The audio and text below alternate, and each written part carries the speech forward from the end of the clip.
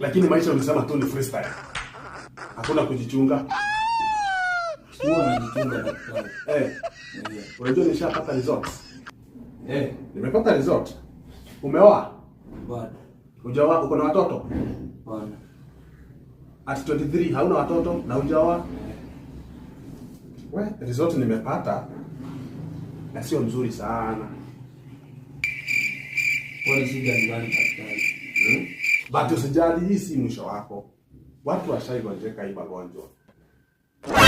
Sometimes wanapona, sometimes wanakosa kupona. Wengine wanakufa. Ni unaenda koje hata si uniambia kama mbaya. Sasa unaniambia watu wanakufa hapa. Unajua kwa shida ni gani?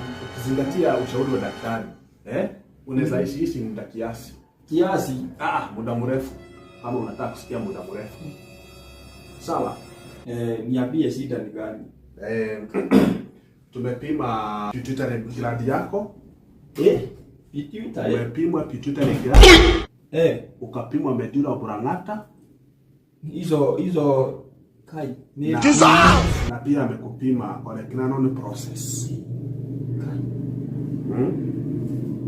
Ole? Naona result ni ati they are not coordinating. Hizi vitu tatu, three organs has coordinate.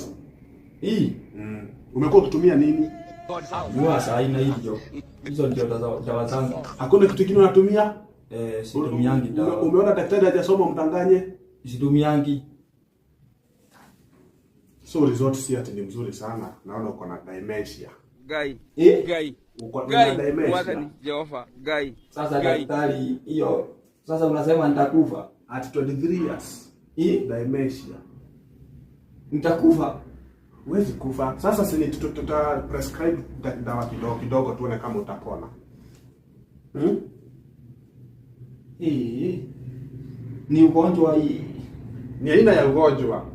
Ni aina ya ugonjwa, si ati ni kitu baya.